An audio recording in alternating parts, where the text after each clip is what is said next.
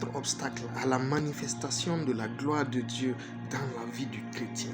Le chrétien, c'est un être surnaturel et naturel à la fois, dont le milieu de ces deux natures est contrôlé par l'âme. Lorsque l'âme passe en mode surnaturel, notre vie est surnaturelle. Lorsque l'âme passe en mode naturel, notre vie est naturelle. C'est pourquoi le gardien de la dimension que nous manifestons en tant que chrétiens, c'est notre âme.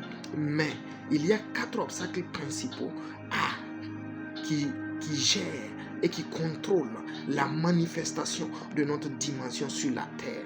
Nous pouvons à tout instant, lorsque nous allons vaincre ces 4 obstacles, passer en mode surnaturel.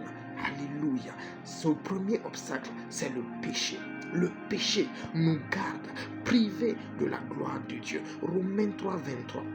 Il dit, car tous ont péché, sont privés de la gloire de Dieu. Le péché, c'est la transgression de la loi.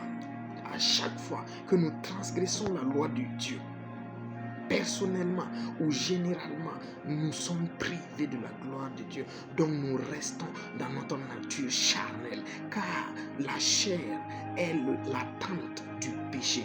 Romains 8, verset 3.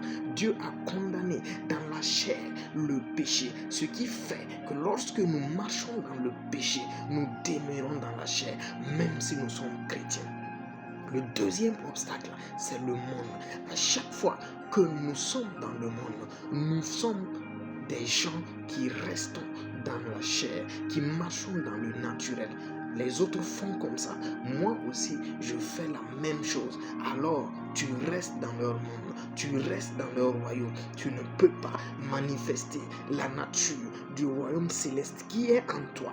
Il est en toi, mais cette nature ne va pas se manifester parce que tu es dans le naturel en étant dans le monde. Et le monde, c'est quoi? C'est le cosmos. C'est un gouvernement habile mis en place par Satan pour détourner chaque chrétien de la manifestation de la foi. Le monde, c'est tout ce qui t'empêche de marcher par la foi, tout ce qui t'empêche de manifester ta foi, tout ce qui t'empêche de dire je vais marcher par la foi, c'est ça le monde. Si par exemple tu as un médicament qui t'empêche de marcher par la foi, c'est le monde. Si tu as une source autre que Dieu qui t'empêche d'avoir foi en Dieu pour les finances ou bien pour une aide quelconque, c'est le monde.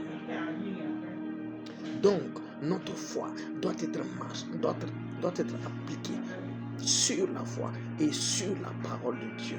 Et la troisième chose, c'est la chair. La chair, la chair, la chair. La chair est une entité. Et cette chair-là a 3 dimensions. La convoitise des yeux, la convoitise de la chair et l'orgueil de la vie. À chaque fois que nous voyons des choses et que nous sommes tentés à désobéir à Dieu pour ces choses, comme ce qui s'est passé dans le jardin d'Éden. Le fruit était beau à manger, il était bon à manger, et à cause de cela, l'homme et la femme ont désobéi à la parole de Dieu. C'est la chair. La chair, lorsqu'elle s'exprime dans la convoitise des yeux, nous amène à dire non à ce qui est de Dieu pour marcher dans ce qui est de nous, notre convoitise. Donc la convoitise de la chair, c'est tout ce qui est idolâtrie, tout ce qui est excès de table, tout ce qui est magie, tout ce qui est dissolution, jalousie, tout ce qui est dispute, tout ce qui a été décrit dans Galates 5, verset 19. Ce sont des œuvres de la chair, et ces œuvres ne doivent plus être manifestes dans nos vies, sinon elles nous gardent dans le monde naturel. Et la troisième dimension de la chair, c'est l'orgueil de la vie. Tout ce qui s'oppose à Dieu, tout ce qui dit je suis trop grand pour cette chose, je suis trop grand pour cette chose, c'est la manifestation de l'orgueil, la manifestation de l'orgueil en nous, et cela nous empêche de voir la gloire de Dieu. Le quatrième obstacle contre la manifestation de la gloire de Dieu dans nos vies, c'est Satan lui-même qui, par des mécanismes qui l'ennemi vient voler ce qui est en nous, ce qui a été disposé par Dieu pour nous.